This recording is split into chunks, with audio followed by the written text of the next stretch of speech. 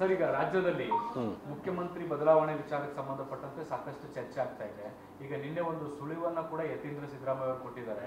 ಸಿದ್ದರಾಮಯ್ಯ ಅವರು ರಾಜಕೀಯ ಅಂತಿಮ ಘಟ್ಟದಲ್ಲಿದ್ದಾರೆ.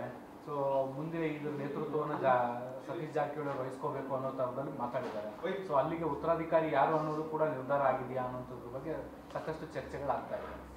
ಇದು ಕಳೆದ 5-6 ತಿಂಗಳಿಂದ ಮುಖ್ಯಮಂತ್ರಿ ಬದಲಾವಣೆ ಬಗ್ಗೆ ಚರ್ಚೆ ಆಗ್ತಾ ಇದ್ದೇನೆ.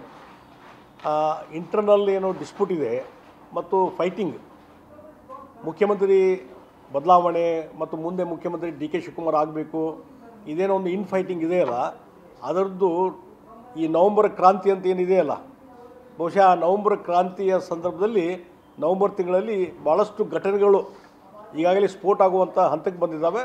ಅದರಲ್ಲಿ ಇದೊಂದು ಉದಾಹರಣೆ.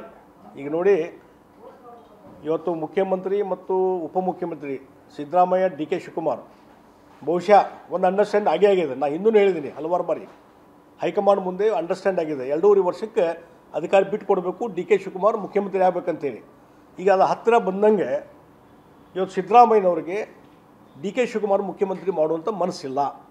ಅದಕ್ಕಾಗಿ ಅವರು ಅಧಿಕಾರ ಬಿಟ್ಟು ಕೊಡ್ಲಿಕ್ಕೆ ತಯಾರಾದರೂ ಸದ್ಯಕ್ಕೆ ಅವರು ಹೇಳಿದಂಥ ಒಬ್ಬ ವ್ಯಕ್ತಿ ಮುಖ್ಯಮಂತ್ರಿ ಆಗಬೇಕು. ಆ ವ್ಯಕ್ತಿ ಯಾರು ಅನ್ನುವಂಥದ್ದು ಮುಖ್ಯಮಂತ್ರಿಗಳ ಮಗ ಯತೀಂದ್ರ ಮುಖಾಂತರ ಈಗಾಗಲೇ ಹೊರಗೆ ಬಂದಿದ್ದು ನೀವು ನೋಡ್ತಾ ಇದ್ದೀರಿ, ಸತೀಶ್ ಜಾರಕಿಹೊಳಿ. ಆ ಹಿನ್ನೆಲೆಯಲ್ಲಿ ಹೇಳೋದಾದರೆ ಸಿದ್ದರಾಮಯ್ಯನವರು at any cost D K ಶಿವಕುಮಾರನ್ನ ಮುಖ್ಯಮಂತ್ರಿ ಆಗಲಿಕ್ಕೆ ಬಿಡುವುದಿಲ್ಲ. ಹೀಗಾಗಿ ಇದೇನು ಇನ್ ಫೈಟಿಂಗ್ ಇದೆ, ಇದರ ಮುಖಾಂತರ ಈ ಸರ್ಕಾರಕ್ಕೂ ಗಂಡಾಂತರ ಇದೆ ಮತ್ತು ಇದೇ ಒಂದು ವಿಷಯದ ಮೇಲೆ ಸರ್ಕಾರ ಕೊಲ್ಯಾಪ್ಸ್ ಆಗೋದ್ರಲ್ಲಿ ಸಂಶಯ ಇಲ್ಲ ಅಂತ ನಾನು ಸ್ಪಷ್ಟವಾಗಿ